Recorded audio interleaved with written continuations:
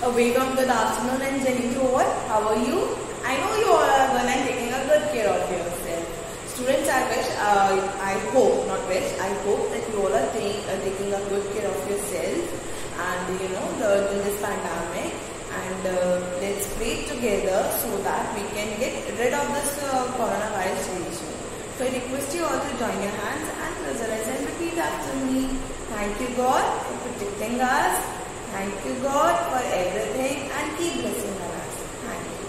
So dear students, welcome to the virtual classroom of economics, class 9, subject economics, lesson 1, the story of village Palampur, and the topic which we are going to cover today is farming in Palampur. But before the starting of this topic, let's have a quick revision of the other two topics which we have done before, that is the introduction and the organization of production. So what we have done in the introduction we got to know about the village, that is a Palampur. एक पालमपुर हमने village के बारे में पढ़ा और ये Palampur village जो है ये एक हाइपोथेटिकल विलेज है। सबसे पहली बात तो ये कि जो ये विलेज है वो एक इमेजिनरी विलेज है, ठीक है। आई होप इसे कोई ढूंढने नहीं गया था कि मैम ने बोला था तो चलो अब हम ढूंढ कर आते हैं।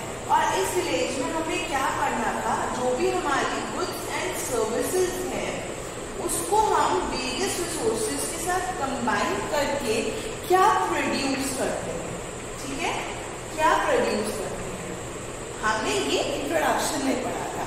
नेक्स्ट टॉपिक हमारे पास आया था, that is the organisation of production. अब ऑर्गेनाइजेशन ऑफ प्रोडक्शन जो हमारा टॉपिक है, मतलब जो था, हमने उसमें क्या पढ़ा, there are 4 factors of production, 4 factors of production, यानी कि किसी भी चीज को बनाने के लिए हमें 4 चीजों की जरूरत होती है। और वो 4 चीजें हमारी क्या थी, फर्स्ट हमारा land, then labour, then capital and then entrepreneur या हमारा ह्यूमन रिसोर्स, ठीक है। हम यहाँ पर इसे यूज करते हैं ह्यूमन कैपिटल, ठीक है। लैंड क्या है, ऐसी जगह जहाँ पे हम काम करते हैं, लेबर जिनसे हम काम करवाते हैं, कैपिटल मीन्स पैसा, और human capital means the person who supervise, और या हम जिसकी नॉलेज को यूज करके ये तीनों फैक्टर्स को हम, मतलब उसकी नॉलेज के थ्रू हम ये तीनों जो बाकी के फैक्टर्स हैं हम उन्हें यूज करते हैं। अब मैं अपनी छोटे से एग्जाम्पल दोबारा से दे देती हूँ। Suppose I am having a marker in my hand, ये मेरे हाथ में एक मार्कर है, ठीक है। जब मैं इस मार्कर को प्रोड्यूस करूंगी तो पहली बात तो ये कि मैं इसे उड़ के तो नहीं बनाऊंगी ना, I need a proper place, मुझे प्लेस चाहिए, that is I need a land. उसके बाद इसे बनाएगा कौन, if I am going to supervise, ये कैसे बनेगा, तो एक पर्सन मुझे चाहिए जो इसको बना सके, उसे हम बोलते हैं लेबर। आफ्टर दैट कैपिटल, मुझे पैसा चाहिए। अब देखो जो रॉ मटेरियल है कि इसकी जो बनाने के लिए रॉ मटेरियल है, प्लास्टिक है, वो मुझे ऑन डेली बेसिस चाहिए, तो वो मेरा हो गया वर्किंग कैपिटल। और फिक्स मीन जिस मशीन के थ्रू ये मार्कर बनेगा वो फिक्स हो गया। याद आ गया, हमने कैपिटल दो में डिवाइड किया, that is the fixed and the working capital, right. And human capital मैं खुद, because I am using my own knowledge and I am supervising my labour, how to use the rest of the factors of production. Okay, so today we are going to start with the third topic of lesson number 1, that is the farming in Palampur. और ये वाले topic में जो ये farming in Palampur है, we are going to start to learn about the first factor, that is land. हम इस वाले टॉपिक में first factor पढ़ने वाले हैं अपना, that is land. Okay. Okay, so today the topic is farming in Palampur. So let's begin with this. सबसे पहला पॉइंट आता है that land is fixed. Land is fixed, what does it means कि land is fixed. See I have already told you earlier कि we are having 450 families total in the village Palampur, out of which 80 is upper caste family. Fine, so ये जो upper caste family है, they are having the majority of the land, as I told you कि इतना portion see अपर caste family के पास है and the rest portion is with the other people. So इसमें जो एक प्रॉपर परसेंटेज है, that is the 75% of the population is totally depends upon the farming for their livelihood, ठीक है। But the land is fixed, the upper caste family are having the majority of the land and farming is the main production activity. So what they are going to do and how they do: constraint over farm production because land area under cultivation is partially fixed. ये partially fixed है और usually ये लोग क्या करते हैं, after the cultivation सबसे पहले वो कंजप्शन खुद की कंजप्शन के लिए रखते हैं, and after that if there is any surplus means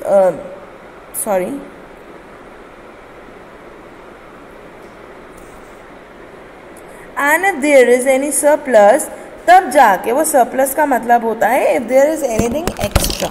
ठीक है, surplus means extra. अगर कुछ surplus होता है तब जाके they used to sell in the Raiganj में जाके वो इसे सेल आउट कर आते हैं, right.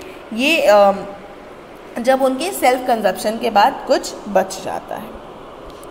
Is there a way one can grow more from land? क्या कोई तरीका है कि हम लैंड से ज़्यादा ग्रो कर सकते हैं? All land is cultivated in Palampur, no land is left idle. सारी लैंड पालमपुर में कल्टिवेटेड है, कोई भी लैंड खाली नहीं है. अब यहाँ पे हमने कुछ खारिफ और रैबी क्रॉप्स जो उसके बारे में दे रखा है. During the rainy season, when there is a raining season, farmers grow kharif crop that is jowar and bajra, और ये प्लांट जो है वो यूज़ किए जाते हैं as a cattle field. It is followed by cultivation of potato, जो पोटैटो एंड से के कल्टिवेशन से फॉलो की जाती है in the month of October and November. Then in the winter season rabi crops हम ग्रो करते हैं, सो करते हैं, मतलब ग्रो नहीं सो करते हैं विद वीट. ठीक है, आगे ये क्या कह रहे हैं? A part of land area is also devoted to sugar cane, which is harvested every year. Sugar cane in its raw form or as a jaggery is sold to the traders in Shahpur. या तो sugar cane बिल्कुल raw form में sale out की जाती है या in the form of jaggery Shahpur में. अच्छा, इसके एग्जांपल मैं देती हूँ आपको. हैव यू हर्ड, यहाँ पे शुगर मिल है मोदी नगर में, और मोदी मंदिर के बराबर में वो मुझे कहते हैं ना कि गन्ने की बुग्गियाँ होती हैं, उसकी वजह से ट्रैफिक जाम हो जाता है. तो see what they are doing, they are selling the raw material means raw sugar cane to the factories. वो भी कहीं विलेज से आता होगा तो वो इस रॉ मटेरियल सेल कर रहे हैं, या फिर वो खुद ही अपने घर में अपनी जगह में एक मैन्युफैक्चर करके शुगर केन को जैगरी की फॉर्म में वो सेल आउट करते हैं. जैगरी मीन्स गुड़. Clear? Okay. So before the multiple cropping, हम यहाँ पे एक टॉपिक में आएंगे. वो पहले इरिगेशन कैसे करते थे. इरिगेशन करते थे वो in the form of the Persian wheels. पहले पर्शियन व्हील्स की फॉर्म में इरिगेशन होती थी, लेकिन यहाँ पे पालमपुर में जो इलेक्ट्रिसिटी बहुत टाइम से पहले आ गई थी, as it is a well developed village हम ये बोल सकते हैं. तो जो वेल डेवलप्ड विलेज था मतलब पालमपुर, तो उसमें इलेक्ट्रिसिटी अवेलेबल थी, जिसकी वजह से ट्यूबवेल्स आ गए. लेकिन उससे पहले वो एक पर्शियन व्हील्स के थ्रू पानी जनरेट करता था, और उसी के थ्रू हमारी जो फील्ड्स को वाटर पहुंचता था, वो उसके थ्रू पहुंचता था. मैं आपको दिखाती हूँ हाउ, वो पर्शियन व्हील्स क्या हैं या वो कैसे आते थे.